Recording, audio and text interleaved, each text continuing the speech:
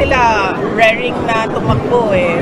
Hindi inasahan ng marami ang announcement ni Vice President Sara Duterte kahapon na sabay-sabay tatakbong senador sa 2025 elections ang ama niyang si dating Pangulong Rodrigo Duterte at mga kapatid na sina Congressman Paulo at si Davao City Mayor Baste Duterte. Siyempre ang announcement na yan, ilang araw matapos kumala sa gabinete ni Pangulong Bongbong Marcos si VP Sara na senyales ng mas lumalalim na lamat sa dating unity team ng dalawa.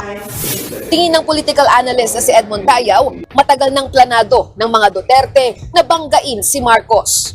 Even if you say na ngayon lang siya dumistansya, ngayon lang siya nagsabi na ayaw na niya, it gives me the thinking now na meron talagang plano na, kumbaga, tutulan yung mga gagawin ng administrasyon. Sinigundahan naman si Tayaw ng kilalang kritiko ng mga Duterte na si dating Senator Trillanes. Ngayon pa lang, itinuturing na ng kampo ng mga Duterte na sila ang bagong oposisyon. Kaya kung makapasok raw ang tatlo sa Senado, posibleng harangin nila ang legislative agenda ng Pangulo sa nalalabing 3 taon niya sa pwesto. Banta rin daw sa national security ang pagiging pro-China ng mga Duterte na posibleng maging lamat din kung talagang tatakbo sila sa Senado. Maliwanag naman sa mga statements ni Duterte at even ni VP Sara na pro-China sila. Wala silang dinideny. Unless magkaroon sila ng categorical statement. Alam mo, sa totoo lang, etong komento ni Trillanes na pro-China daw si Pangulong Duterte. Ako hindi ako naniniwala dyan kasi una-una, si Pangulong Duterte, pinoproteksyonan lang niya tayo mula sa isang matinding gera. Etong nangyayari ngayon, eto yung sinasabi ni Pangulong Duterte.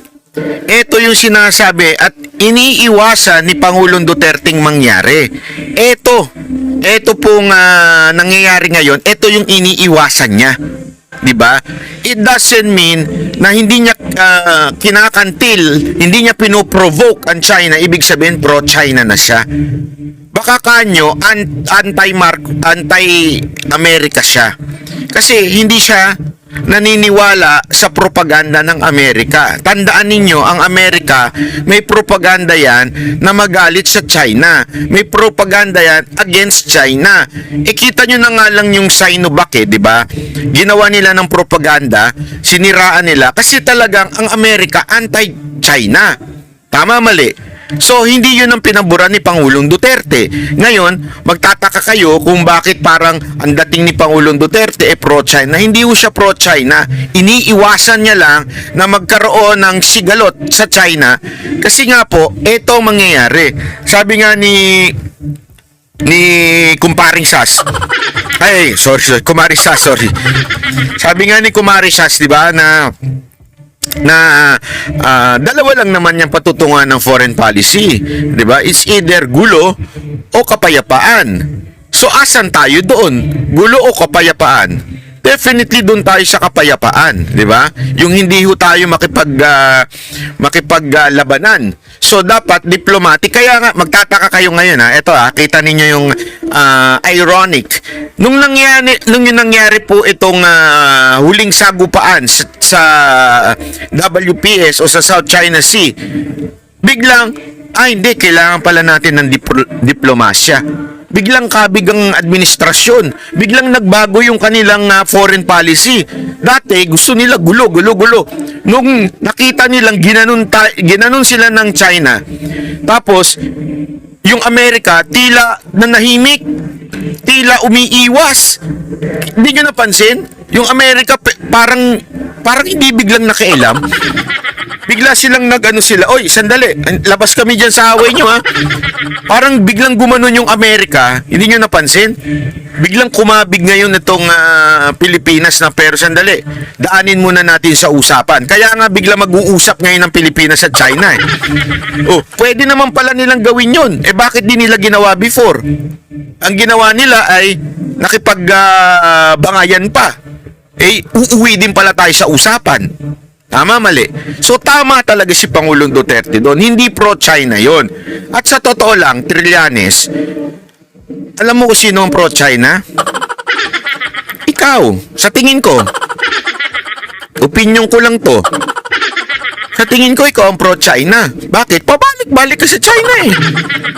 Tanda mo nung panahon ni Pinoy? Pabalik-balik ka dun eh. Anong ginawa mo dun? Sige. Diba? Aminado ka naman dyan. That's a public record. O, diba? Kaya ka nga nag-walk out kay Enrile. Diba? Kasi pinuna ka ni Enrile na ilang beses kang bumalik doon. That's a record in the Senate. Masasaktan ka na naman. Magdedemanda ka na naman. Ang hilig mo, alam mo, ito lang Trillanes, makinig ka maigi Ang hilig mo magdemanda tuwing nasasaktan. Alam mo, pag ikaw nasasaktan, huwag ka sa korte pumunta. Pumunta ka sa asawa mo. Doon ka magsumbong. Hindi ko kasi alam kung may asawa ka. Kung wala kang asawa, sa jowa mo. Diba? O kaya sa kaibigan mo, doon ka magsumbong, doon ka umiyak. Diba? Bakit kasi? Pag nasaktan ka, magdedemanda ka na naman. Every time ka na lang nasasaktan, nagdedemanda ka. Nung panahon ni Mocha, nasaktan ka, nagdemanda ka rin. Di ba? Kahit sinabihan ka ng ombudsman na dapat tayo mga opisyal ay hindi onion skin. Tama mali. Ngayon, pag nasaktan ka, korte na naman ang habol mo. Hindi, ako nagtatanong lang na, ito tanong lang itong seryosong tanong. Wala ka bang asawa? O jowa? Girlfriend? O kaya boyfriend? Hindi ako sure Hindi po kasi ako talaga sigurado Walang halong panlala ito So at ano po ba talaga? Kasi kung pag nasaktan ka, hindi automatic, ibig sabihin nun, tatakbo sa korte. Pag nasaktan ka, ikaw ay magmuni-muni. O kaya umiyak ka sa jowa mo o sa asawa mo. Hindi ko alam Hindi ko alam kung ano talagang status mo. Single ka ba o double o married o with kabit. Hindi ako sure Hindi talaga ako sure. So kung kanino man ikaw close, abay doon ka na lang umiyak. Di ba? Doon ka na umiyak. Huwag ka na kung saan sa umiiyak. Ang dating kasi parang bawal kang saktan I mean, emotionally Di ba? Parang ayaw mo ng ayaw mo yung nasasaktan ka, yung napupuna ka. Yun. Parang ayaw mo napupuna ka. Hindi pwede yun bilang public official. Dapat hindi ka onion skin. Dapat po ay ikaw ay tumatanggap ng correction. Eto tulad nito. Kinokorek kita, 'di ba? Na pro-China si Pangulong Duterte. Hindi kaya ikaw ang pro-China? Kasi ikaw ang pabalik-balik diyan sa China noon Which is a public record. 'Di ba? Ang tanong nga ni Roque sa'yo. Bakit? Bakit? Di umano. Nung panahon na pabalik-balik ka dyan. Doon na nagka-leche-leche. So, sana naman, Trillanes, mag-isip-isip ka naman. Kung meron ka. Pero kung wala tayong magawa doon.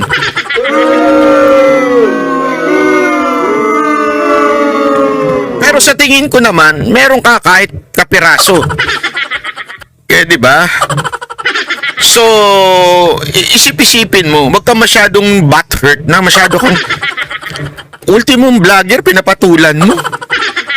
Ano ka ba naman, Trillanes? Napaka onion skin mong, bakit ka ganyan yung hindi, kasi ako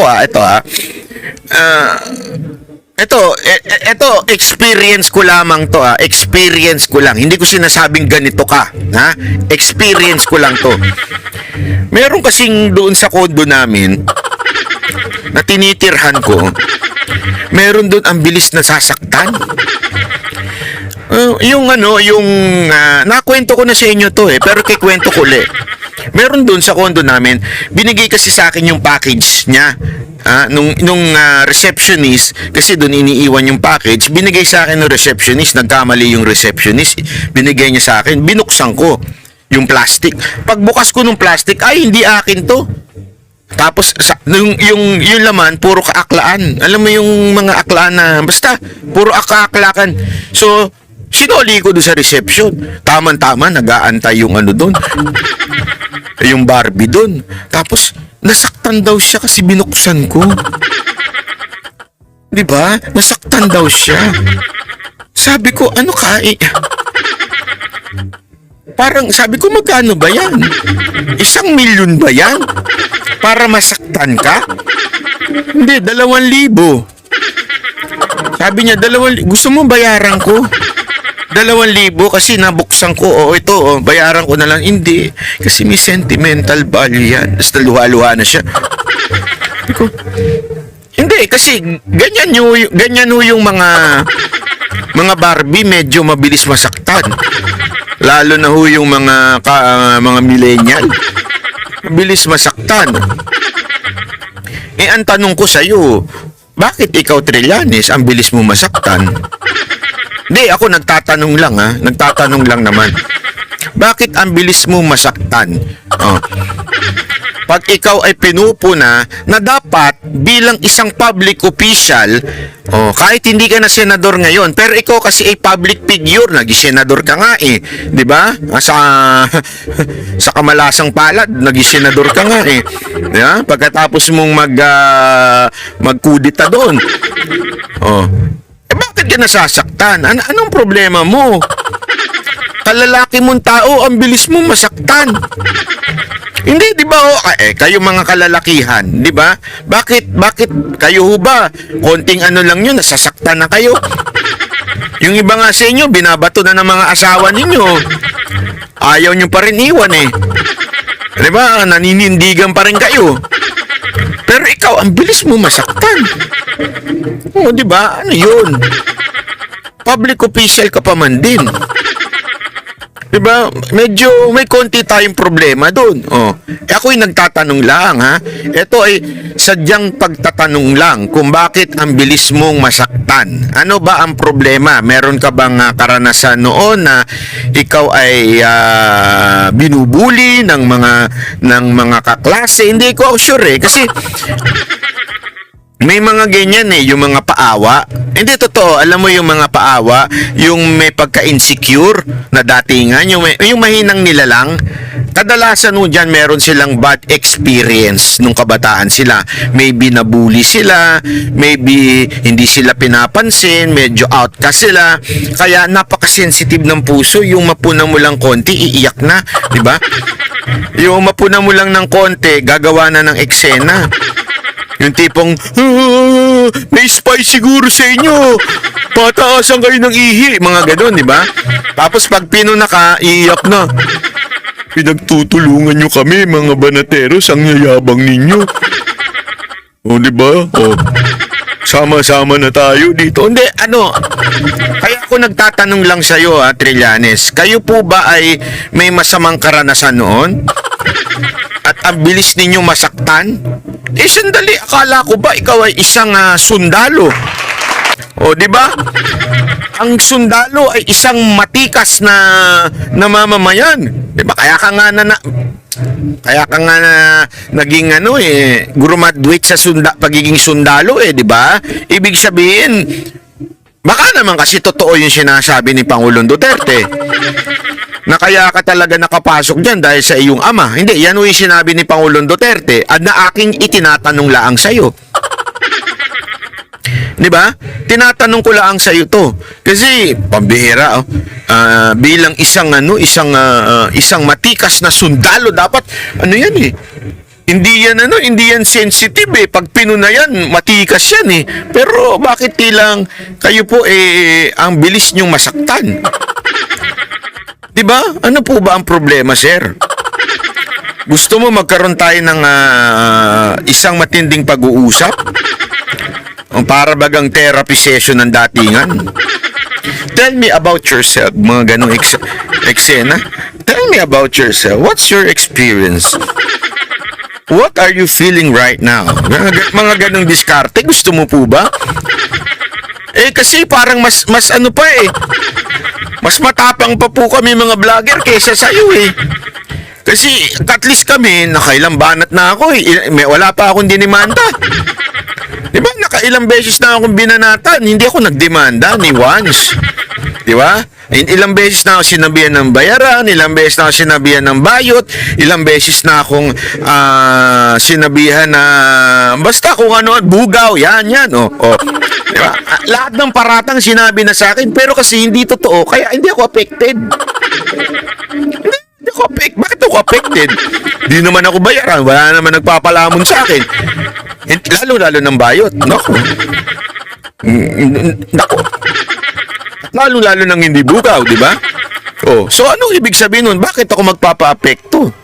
Naintindihan nyo? Bakit ako magpapa-apekto? Hindi naman totoo. Ang mga nagpapa-apekto lang ay yung merong pawang katotohanan, Mr. Terlianes.